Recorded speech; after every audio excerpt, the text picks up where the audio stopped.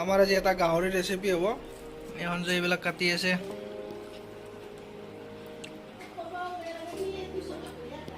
আলু চালু কাটা হৈ গ'ল আমাৰ। আমি গাহৰিটো এতিয়া বইল দি দিছোঁ। এতিয়া হুইচেল আলৈ আমি ৰখি আছোঁ। বৰমাই আদা নহৰু খুন্দি আছে। আগৰ ওপৰতটো খুলি দিবি, খুলি দি সোমাই দি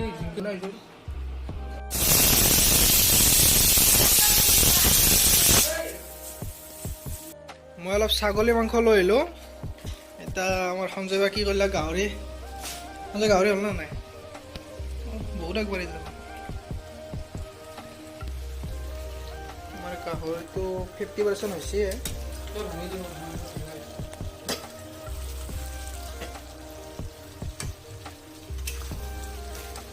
খাব পৰা হৈছে আৰু গাহৰিটো যে ফ্ৰাই কৰি দিম।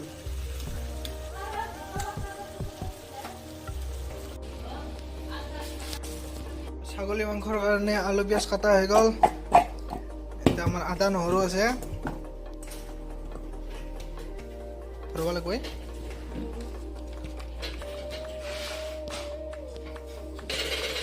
এইফালে আমাৰ দৰ্জি কাম কৰি আছে।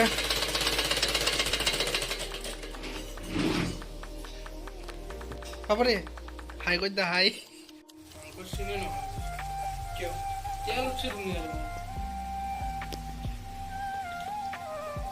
গৰম গোটাই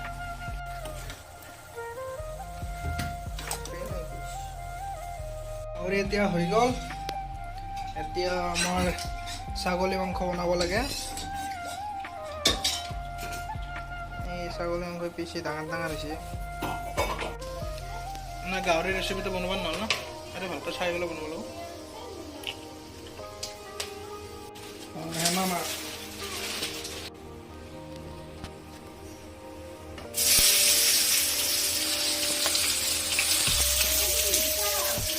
খেলা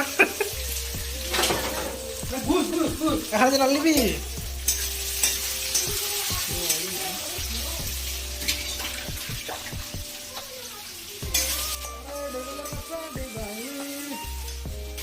গানো রেকর্ডে ভিডিও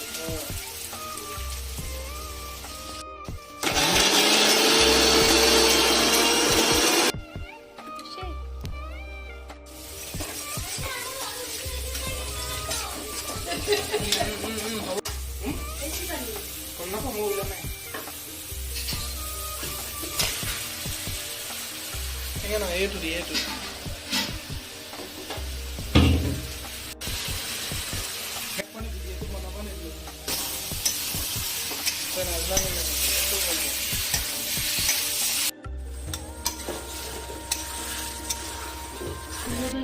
মাংসখিনি আমাৰ বঢ়িয়াকৈ ভজা হৈ গ'ল। এতিয়া আমি কুকাৰত ভৰাই দিম, কাৰণ ছাগলী মাংস না, সেইকাৰণে কুকাৰত দিলে অলপ সোনকালে সিজে আৰু সোনকালে হৈ যাব সোৱাদ। এতিয়া আমাৰ মাংসটো হৈ গ'ল, এতিয়া খালেই হ'ল। আৰু